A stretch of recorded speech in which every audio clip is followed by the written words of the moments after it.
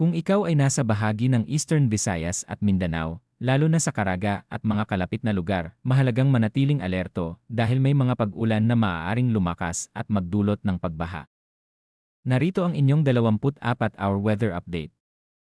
Sa kasalukuyan, patuloy na umiiral ang easterlies o hangin mula sa silangan na nagdadala ng mainit at mamasa-masang hangin mula sa karagatang Pasipiko. Ito ang pangunahing dahilan ng ating weather pattern ngayon, lalo na sa Central at Southern Luzon, Visayas, at Mindanao. Unahin natin ang mga lugar na may mas mataas na panganib: ang Caraga, Eastern Samar, Southern Leyte, Davao del Norte, Davao de Oro, at Davao Oriental. Inaasahan ang maulap na kalangitan na may kalat-kalat na pag-ulan at thunderstorms. Ang ilan sa mga pag-ulan ay maaaring maging katamtaman hanggang malakas, lalo na sa hapon at gabi. Dahil dito, may posibilidad ng flash floods at landslides, lalo na sa mabababang lugar at bulubundukin. Pinapayuhan ang lahat na manatiling handa at mag-ingat. Sa Batanes naman, patuloy ang hindi magandang panahon dahil sa frontal system. Inaasahan ang maulap na kalangitan na may kalat-kalat na pag-ulan at paminsan-minsang thunderstorms.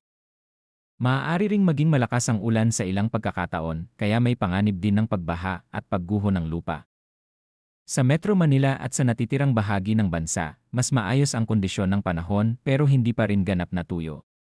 Asahan ang bahagyang maulap hanggang sa maulap na kalangitan na may isolated rain showers o thunderstorms. Kadalasan itong nangyayari sa hapon o gabi dulot ng localized thunderstorms. Kahit panandalian lang, maaari itong magdala ng malakas na buhos ng ulan, pagkulog at pagkidlat, at pabugso-bugsong hangin. Pagdating naman sa hangin at karagatan, sa Central at Southern Luzon, Visayas, at Mindanao, ang hangin ay magiging mahina hanggang katamtaman mula sa silangan hanggang hilagang silangan.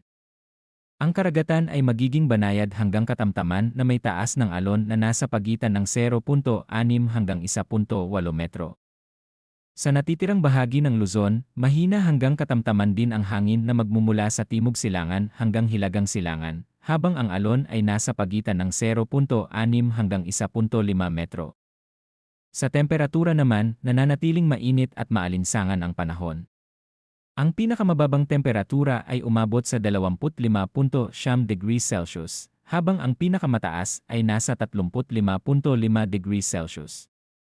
Dahil sa mataas na humidity, mas ramdam ang init kaya mahalagang uminom ng maraming tubig at iwasan ang matagal na pagbibilad sa araw.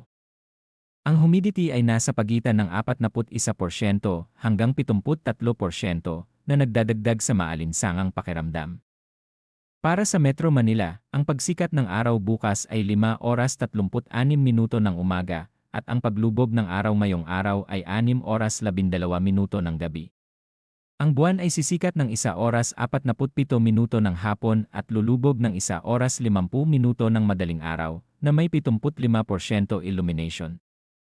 Sa kabuuan, mas maulan ang inaasahan sa Eastern Visayas at ilang bahagi ng Mindanao na may posibilidad ng pagbaha. Patuloy din ang maulap at maulang kondisyon sa Batanes. Sa ibang bahagi ng bansa, bahagyang maulap na may mga panakanakang thunderstorms, lalo na sa hapon. Mahina hanggang katamtaman ang hangin at alon, ngunit nananatiling mainit ang panahon.